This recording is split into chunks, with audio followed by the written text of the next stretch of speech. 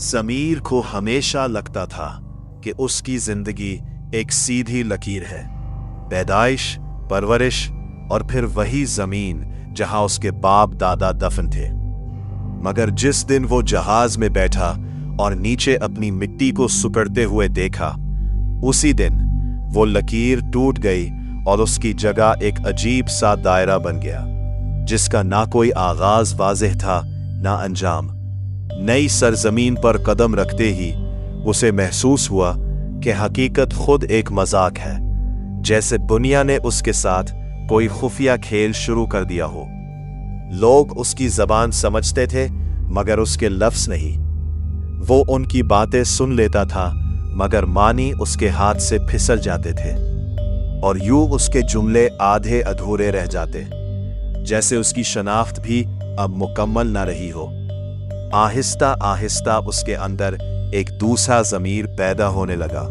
जो ज़्यादा पॉलिश था, ज़्यादा एक्सेप्टेबल, मगर अजीब तौर पर कम हकीकी, और असल ज़मीर किसी पुरानी किताब के सफ़ों में कैद होकर रह गया, जिसे वो कभी कभी यादों की धूल झाड़कर देखता मगर पढ़ नहीं पाता। एक दिन उसे लगा कि उसका साया उससे अलग चल रहा है, सड़क के दूसरी तरफ मुख्तलिफ रफ्तार से, और जब उसने उसे पकड़ने की कोशिश की तो साया हंसने लगा, एक खामोश बेआवाज हंसी, जैसे कह रहा हो कि तुम अब वो नहीं रहे जो तुम समझते हो। और इसी लम्हे ज़मीर को एहसास हुआ कि हिजरत सिर्फ जिस्म की मुंतकली नहीं बल्कि रूह की तकसीम है, जहां इंसान दो हिस्सों में बंट जाता है, एक वो जो दुनिया को दिखाने के लिए तराशा जाता है और एक वो जो अंदर ही अंदर खामोशी से तहलील होता रहता है। उसने अपने नए दोस्तों के साथ हंसना सीख लिया, नए ख्वाब देखना भी, मगर हर खुशी के नीचे एक बारीक सी दरार मौजूद रहती, जैसे शीशे में हेयरलाइन क्रैक, जो बज़ाहिर नजर ना आए मगर रोशनी को हमेशा के लिए बदल दे। वक्त के साथ वो कामयाब भी हुआ, उसका नाम भी बना, मगर एक रात जब उसने आईने में खुद को देखा तो उसे अपना चेहरा नहीं बल्कि कई चेहरे नजर आए, हर एक मुख्तलिफ, हर एक नामुकम्मल।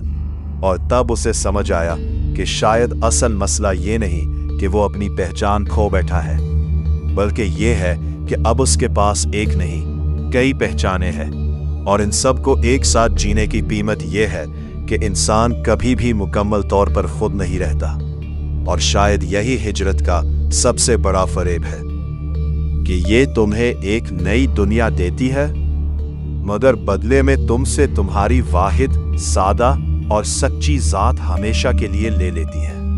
अगर ये कहानी आपके दिल को छू गई हो तो ऐसे ही गहरे और हकीकत के करीब किस्से सुनने के लिए